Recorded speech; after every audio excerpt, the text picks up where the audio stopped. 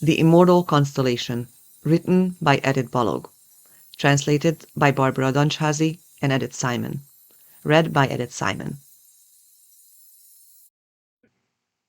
Our mission is to give an alternative viewpoint on life in this rapidly evolving moment in time. We feel there are many out there who have been waiting for such a message, which is why we poured our time, energy, and love into this project's manifestation, to aid humanity as well as ourselves in this transformation, to land together in a new, better reality, bathed in the sea of love and eternal unity.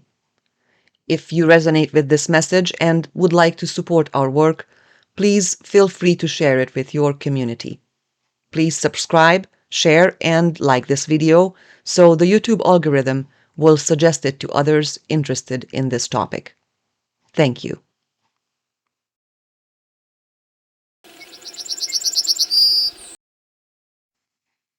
Our belief system's innermost core. Nothing of me is original. I am the combined effort of everyone I've ever known. Chuck Palahniuk. Most of us have likely come across the terminology of the 4 basic wavelengths that our brain is shifting between. They are named delta, theta, alpha, and beta. There are others like gamma, etc., but we will just talk about the basics for now. Delta stage occurs when we are asleep or when we are in a deep hypnosis. Theta state is those few moments immediately before we fall asleep or immediately after we awaken. Our brain is in its most imaginative form in this state. It is optimal for forming great ideas and is also a type of hypnotic state. Alpha state is when we are completely immersed in relaxation or when we are experiencing a thoughtless daydream zone. Beta is the state which adults normally function in the majority of the time when we are completely aware and awake. The first 2 years of our lives are in delta state. As mentioned above, this is a deep hypnosis or a sleep state. The conscious mind plays no role in this stage. Ages 2 to 6, when humans still function in a hypnosis state of theta, not as deep as delta state, but where the conscious mind is still not yet interfering. This is the hyper-learning stage, where we are completely susceptible to our surroundings. From ages 6 to 12, our brain is almost always in alpha state. 12 years old is when the brain switches from alpha state into beta. This is when we form a fully functioning conscious mind, which is the average state of being as adults. That means from the ages of 2 to 12, our brain works in alpha and theta stages, when we are most susceptible to outside influences. The most important component of hypnosis is that we bypass our conscious mind so that we can implant suggestions directly into our subconscious. All our surroundings and experiences, what we take from our parents, teachers, other children, the media, music, and more, is information that will work itself into our minds in a certain configuration and form the innermost core of our belief systems. By age 12, all the information we received is ready at our disposal for the entirety of our lives. From here on, we begin to draw upon and replay all the learned data and experiences we have compiled together. This belief system, formed in our childhood, is the basis of our character, our ego, self-awareness, the picture we paint of ourselves and of the world.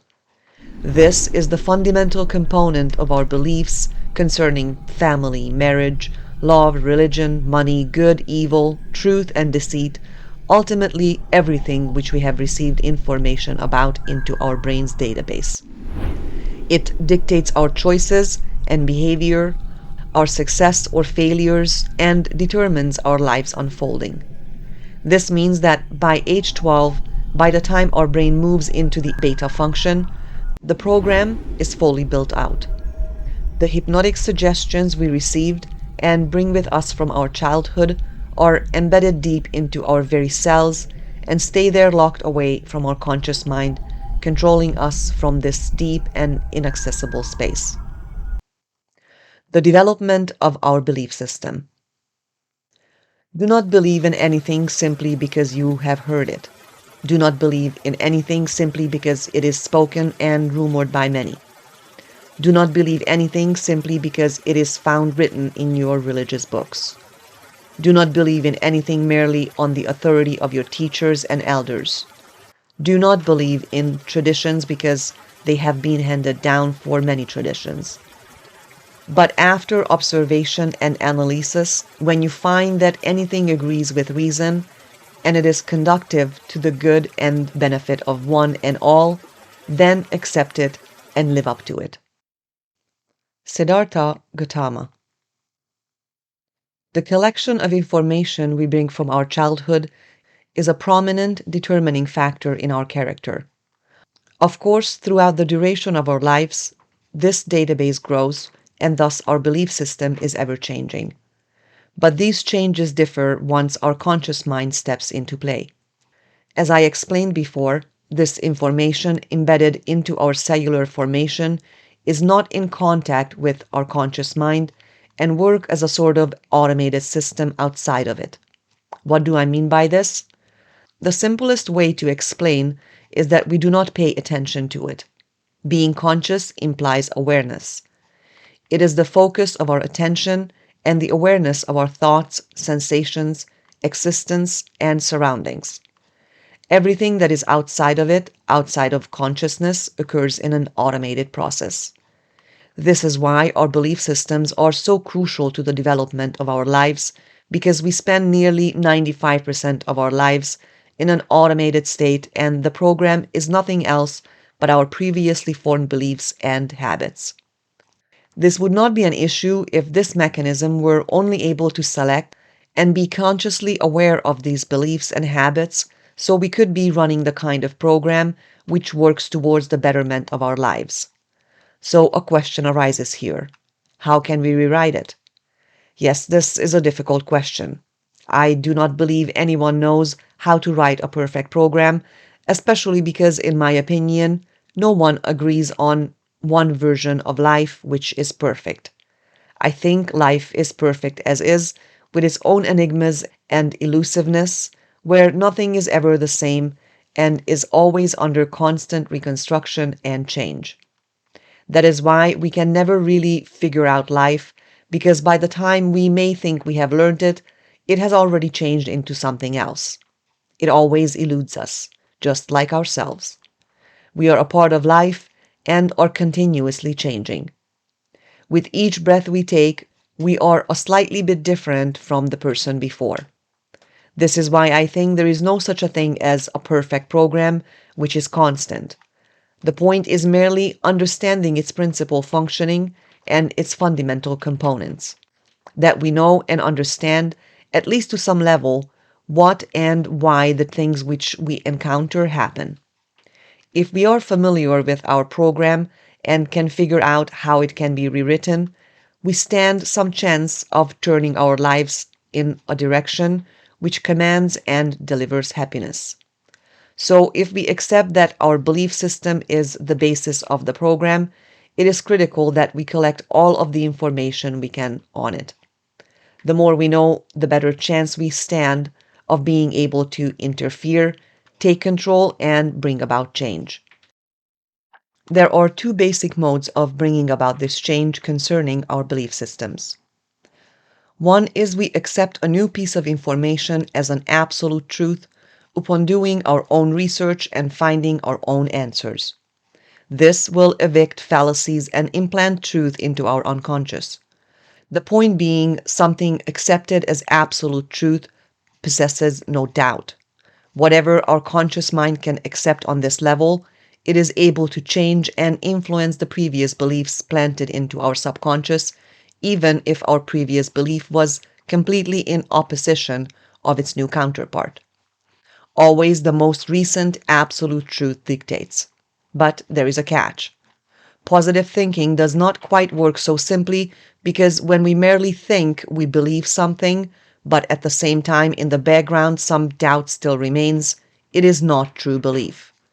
Sometimes we do not necessarily possess an opposing thought or doubt, but simply a feeling which does not resonate harmoniously with the things which we consciously want to believe.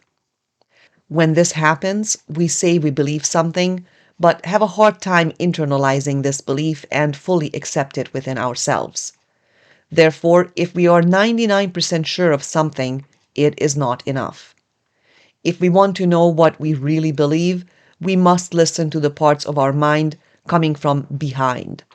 We must pay attention to our body's vibrations, because whatever is against our true beliefs will always emit an inner opposing resonance.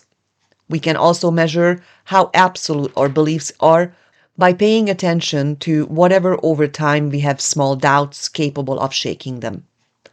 Of course, yet and still, positive thinking is crucial, because while it is not as simple as some people describe, when we avoid negative thought patterns and positive thought patterns are able to reach us, our neural networks and synapses will rearrange themselves according to our positive outlook.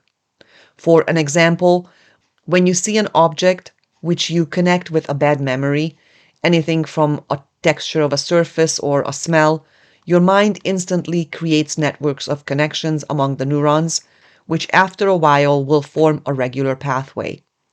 Once these relationships are established between certain neurons in relation to the entire framework, you will instantly be thrown back to the bad feeling upon encountering the trigger. When becoming aware of this and turning to a positive outlook and refraining from consciously making these connections, your brain will reconfigure these neural networks according to your new frame of mind. Of course, this is quite a long and odorous process in reality, but if we make a habit of it, after a while, we will internalize it and it will become automatic, just like our jump to negative thoughts. During the formation of our belief system, which is a constant process, learning is essential because gathering information, looking for answers and truth is the best way to reach a conviction. This is the process of reaching certainty of something, of anything. The more information and experience we have access to on a subject, and the better we are at being able to approach it from various points of views, we can better decide whether it is reasonable to accept it or not. Once we do accept something after careful consideration, it will be much more stable, with a much higher chance that the previous information based on negative beliefs will be replaced with new positive ones. Our true conscious selves will see that those previous beliefs were completely opposing to us. The most important thing is to be aware. Pay attention to our external world as well as our thoughts and emotions, which control our behavior and actions. To gain control over our automated processes and beliefs is to gain control over our lives. The second way how our belief system may be reconfigured is if we completely bypass our conscious mind. In this state, we are targeting our subconscious, and all the new information gets coded into us on a cellular level. That means that in this different state, we can get rid of the constant supervision of our conscious mind. In other words, we can go around our normal awakened beta state. This is what we call a hypnotic state. If we switch our brain into this state, even for a few moments, the incoming information will be able to deposit itself by taking a detour around our conscious mind. This is the principle of all the therapeutic techniques which attempt to fix the harmful or incorrect information which has fixated itself into our subconscious. For example, if we have gone through a trauma which we do not consciously recollect and has been repressed, or which happened to us in an unconscious state. By unconscious state, I do not necessarily mean something where we lose consciousness during an accident. We go through various states of consciousness during our day without even noticing. A sudden and intense emotional change can shift us into this unconscious state, such as being frightened. This causes high levels of adrenaline release, which pushes our consciousness to the background. Each time our attention is not concentrated on something, Our mind works in the unconscious automatism and slips out from underneath the supervision of our conscious mind. Watching television also belongs to this category when something ties down our attention and we get information through other impulses. This is why commercials work. They are concentrated to target this state of mind, which is easier to embed long-term retention of information into. As said before, the belief system's change is continuous. This change occurs at a different rate for everybody. There are some who are less open to the new and the unknown, or changes altogether, because they are not using their conscious mind to its full potential, as opposed to someone who is alert, awake, and aware. There are also those who are the opposite, who are most susceptible and sensitive to understand occurrences and consciously digest them. The goal is to be aware of what is happening with us and to bring ourselves to the state where we can be in control. In other words, by paying attention, our mind will become aware itself. Our personality and behavior, in bigger terms our life, is based on two very important things other than our hereditary genetics: our beliefs and our habits. Just as a monarch rules over his subjects, our beliefs and habits govern us. This pair controls our lives' every move, including internal body functions. But everything is changeable, even our genetic programs. This phenomenon is neither good nor bad. It simply just is and how it works. What matters is that we turn it to the right direction. It is always functioning, even if we are unaware of it, but the only way we can change its direction is if we are capable of consciously controlling it.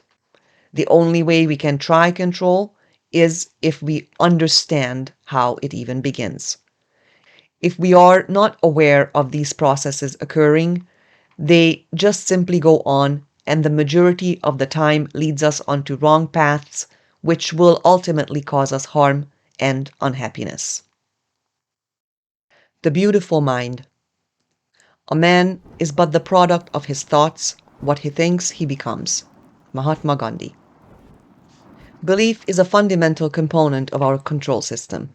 It is nothing else than a conviction which we do not even have to be aware of, as it is already in our automated system. Positioned as it is, we do not question its authority. It has jurisdiction over the control of our feelings. It does its job without requiring any attention. Our mind's present position has little to no influence on it. Its purpose depends whether we are discussing negative or positive belief. Depending on which one, it will commence either a negative or positive wave of emotions through the body. For us to be able to change a belief, our consciousness must bring it to the foreground and out of the automated position it is in, then reconsider and override it. We may conclude that we are in a trap of our own design, that we are just at the mercy of various automated programs. Yes, it is true until the point we finally come to the realization of it. The good news is that our conscious mind is a majestic mechanism. Of course, not merely our conscious mind, rather the entire makeup of our brain and body is. It allows us to understand things, and by understanding, we can attain the knowledge that will help us to take control of our lives. The brain is capable of many things. People should be aware of how fantastic and wondrous these organs truly are. Humans are a wonder, and through their conscious mind are within the reach of unimaginable powers. The brain is an exceptional organ which is not only controls every moment of our life, but through learning it changes and transforms us and aids us in stepping over our own boundaries. The boundaries that we have learned and internalized, which eventually became our beliefs. Such boundaries control us and limit our capabilities, not allowing us to escape. Everybody's capability is in direct correlation with the limits of their beliefs. This is because our learned and experienced beliefs are our limits, and we cannot overstep them without the help of our conscious mind. By it, we can realize and change all of this. It is a well-known phrase that we must be aware of our own limits. The unfortunate reality is that people repeat this both to themselves and to others under the pretense of realistic expectations as a warning or a well-intended foreshadowing. The problem arises from us not realizing that this is neither a realistic piece of wisdom nor it is even our own opinion. This is an implanted suggestion. We cannot even remember when or who placed this limited belief in our heads and is most likely a result of a negative experience. It is someone else's bad experience, most likely some unsolicited advice they received and passed on. The word limit in itself is dangerous. It builds a gate. It cages us inside our very being. These limits are really blueprints drawn up by others, which we then take and build up in ourselves. This means that our idea of our capabilities is drawn up by others and are not real limits. These are what other people believe you are capable of and project onto you. Often nothing else but projections of their own insecurities concerning their own limitations. Most of the time, it is not born out of malicious intent, or at least not consciously. But unconsciously, the message is, if I'm not, or I believe I'm not capable of something, you are not either. Because someone capable of achieving great things, no matter what field of life we are discussing, in relation to them, the other person experiences inferiority. If you are more, I must be less. The other person's achievement and success only forces me to confront my own failures. This is why people place these limitations onto us. As I mentioned, most of the time this is not done consciously, but nevertheless, if someone truly looks deep inside of themselves, they will find the source and cause of their behavior. It is not that we genuinely want to bring others down out of malice, but the other person illustrates to us our own inadequacies. Of course, there are cases where this entire process occurs subconsciously. We tend to pride ourselves on being realistic and being aware of our limitations, ideas which actualize these so-called limits. These ideas are what create the limits, which were not initially present. These type of realities even have proof and explanations for why you should hold the same outlook, but these come from the same place as the outlook itself. They are surface and counterfeit. These outlooks are enclosed in countless circular explanations, but they are rarely truly observed. No one cares to really ask why they insist on instilling these absolutes and confinements in others. We are taught well in advance that we are not smart enough, not strong enough, not talented enough, overall just not enough. That we must be aware of our limits. These well-intended warnings are part of the doctrine we receive before we even attempt to test ourselves. If against all this, we still try to go against the grain, we certainly cannot exceed the limits we ourselves have internalized. In other words, we can only go as far as we have been taught we can.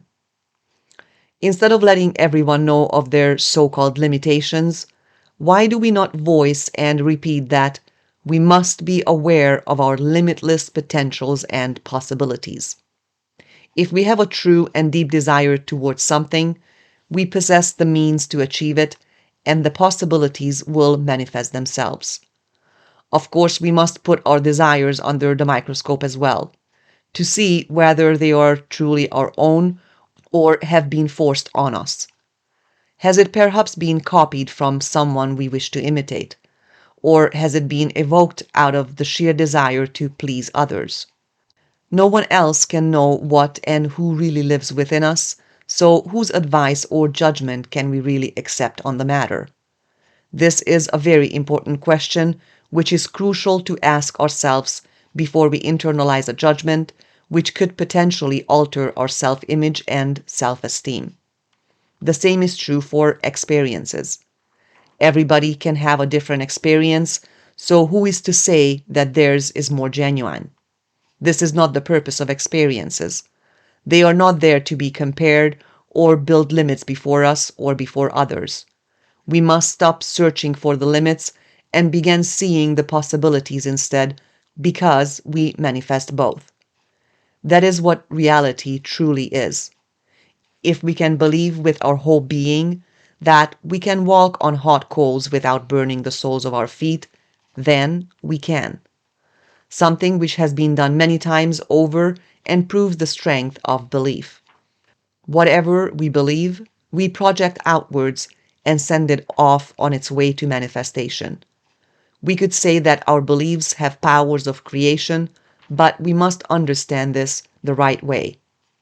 I am of course not saying that if an infant who touches the same hot coal without knowing its effects will not be burned. Unawareness and ignorance hold no power. Only knowledge does. We retain our ancestors' experience concerning life, which have been embedded in us on a cellular level and passed down through generations. Our genetic makeup does not only prescribe whether we have dark features or light eyes, but all of the information and stimuli our ancestors have encountered, and which has been implanted into their very cells, gets coded into us as well. So when a child first has their own encounter with fire, it will simply strengthen this cellular base knowledge. Knowledge begins with changing this information coded deep in us, using conscious control over our beliefs. If we are truly capable of achieving such a level of cemented belief concerning something we desire, then we create its own path of actualization. If you can believe in it, you can do it. In this sense, we really are capable of anything we wish. Though this sounds simple enough and quite positive on paper, it is much more difficult in practice. There cannot be even the slightest fracture or doubt present in this belief, as that is not true belief. It must be 100%. We must remember this one thing: nothing is ever certain, but everything is possible. Only our beliefs can create certainty. Never close yourself off from new information, which could potentially form new beliefs, even ones opposing from your previous. This is the only road to growth. We live in a continuously changing world where all its individual components are under constant reconfiguration according to these transformations, which includes ourselves as well. Then what or who can we believe, and what can we let close enough to ourselves to affect and shape us? There is one way which has proven effective for me. I always believe in what is good or aids me in the immediate sense. What inspires me, gives me joy and satisfaction, and thus drives me towards life. Everything against these, no matter what source it comes from, I pay no attention to. I may listen, but filter and discard. We must never be so realistic as to believe something merely on the basis of popularity or because it comes from a respectable source. We will turn pessimistic and expect negative things to occur.